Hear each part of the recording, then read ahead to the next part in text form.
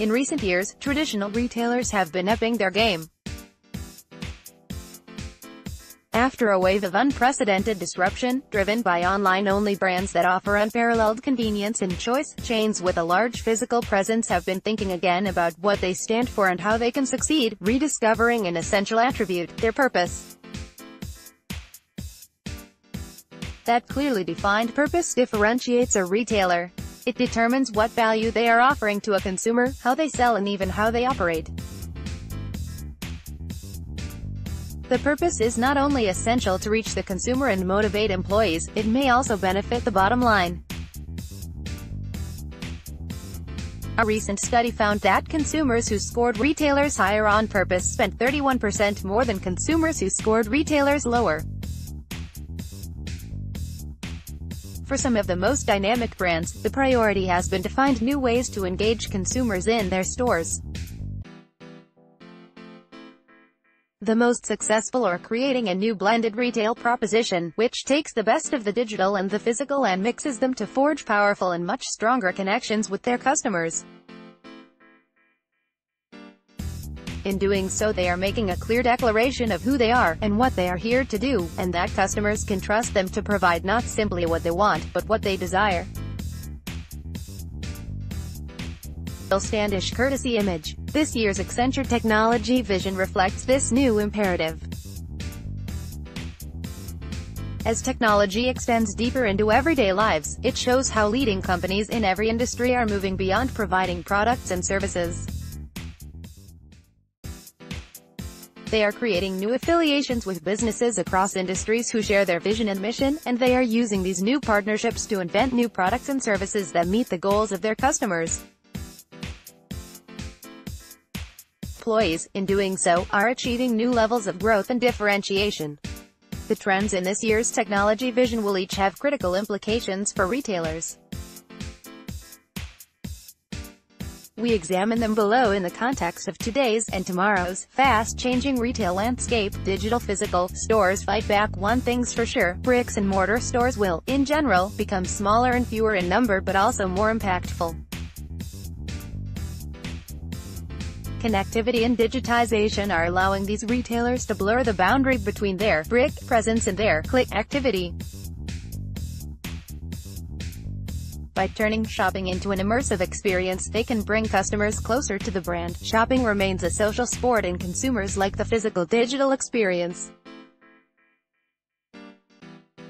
However, without a clear purpose, foot traffic will decrease, and a store may well turn from an asset to a liability.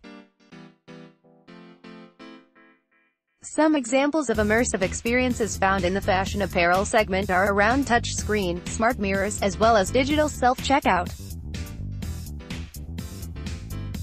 Smart mirrors can recognize the items customers bring to the fitting room via RFID and suggest ways to style them. And it's not just personalization that promises to enhance the in-store experience. At one fashion brand, customers can use a digital self-checkout that automatically recognizes their chosen items, no scanning necessary. Introducing innovative technology to physical stores can also assume more tangible qualities. For instance, in the San Francisco Bay Area, Lowe's is rolling out a customer helping robot into the aisles of 11 stores. And convenience store chain 7-Eleven became the first U.S.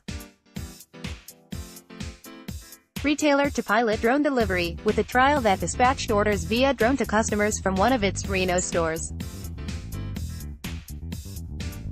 Bridging the divide between digital and physical to create a shopping experience that gives consumers the seamless, personalized experience they crave. Traditional fashion retailers are also changing how they think about their systems.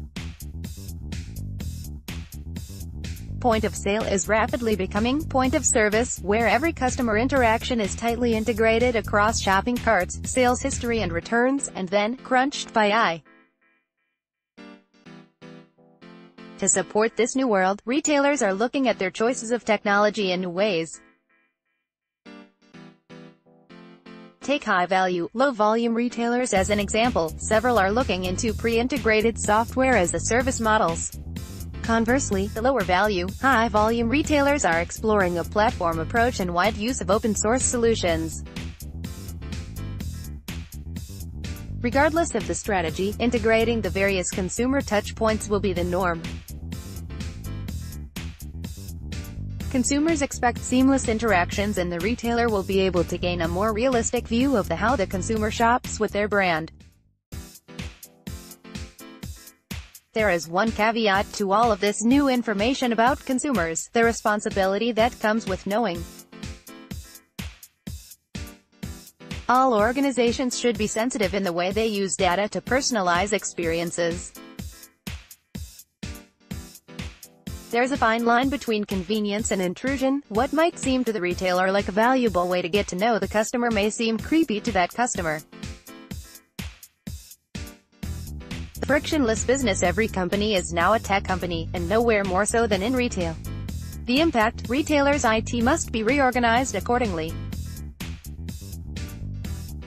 That means incorporating agile methodologies at scale, e.g. safe, developing multimodal IT that can run at different speeds, and making full use of DevOps and the cloud. Balancing investments for managing legacy systems and modernizing them whilst building the next generation agile platforms is vital, and it requires a multi-speed IT design. These shifts will help retailers refocus on delivering solutions via their products, perhaps using common platforms that others have developed.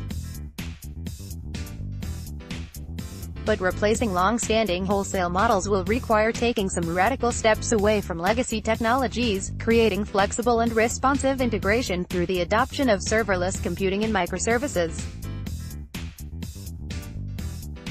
The Internet of Thinking, making friends and innovating products for the consumer. Physical retail needs to feel like it's backed up with systems that are as quick and nimble as those used by online retailers.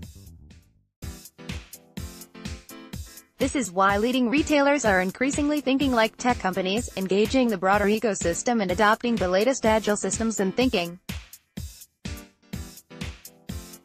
What does this mean? It's about becoming more responsive to market shifts and consumer trends, because the business model and IT architecture make it easy.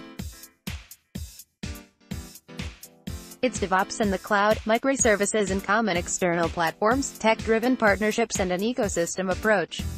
It's not monolithic legacy systems and processes, and it's not proprietary information.